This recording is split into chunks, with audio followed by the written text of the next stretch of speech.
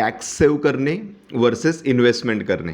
ठीक आहे. आता मोस्टली ITR मध्ये आपल्याला काही डिक्लेरेशन्स द्यायची चालू झालेलं आहे. तर बरेचसे ना आता कॉल्स येतात की काहीतरी इन्व्हेस्टमेंटचं सांग की ज्याच्या बेसिसवरती आपण टॅक्स सेव्हिंग करू शकतो. माझ्या मित्रांनी तर ते काहीतरी लाईफ इन्शुरन्सच्या पॉलिसीज घेतलेल्या आहेत, तर त्याच्या बेसिसवरती ते करणार आहेत. मुद्दा काय येतो माहिती आहे का, मला हे माहिती असायला पाहिजे की मी जे काही गोष्टी घेतोय तर त्याचं मला फ्युचरमध्ये बेनिफिट्स काय होणार आहे. येते लक्षात. फक्त शॉर्ट टर्म कुठेतरी आता टॅक्स सेव्ह करायचा आहे म्हणून मग मी काहीतरी घेतोय हे न करता तो खरंच तुमच्या प्रॉडक्ट कामाचा आहे का हे तुम्ही अनालाइज करा. दुसरी गोष्ट, म्युच्युअल फंडमध्ये पण ELSS फंड तुम्ही 80C अंदर दाखवू शकतात आणि त्याचे रिटर्न पण ॲव्हरेजली 12% पर्यंत येतात. या कारणाने तो इन्फ्लेशनला बीट करून पुढे जायची त्याची कपॅसिटी आहे. सो इन्व्हेस्टमेंट करताना फक्त आणि फक्त टॅक्स सेव्ह करून शॉर्ट टर्म बेनिफिट्स मिळवण्यापेक्षा प्रॉपर इन्व्हेस्टमेंट करून त्याचे लॉंग टर्मचे बेनिफिट्स घेणं खूप गरजेचं आहे. अशाच बऱ्याच गोष्टी आम्ही आमच्या चॅनलवरती टाकत असतो. त्याच पद्धतीने बऱ्याच गोष्टींसाठी माहिती पण देत असतो. तर डिटेलसाठी नक्की कॉल करा. धन्यवाद. उमेश शुक्रे, UH वेल्थ मधून.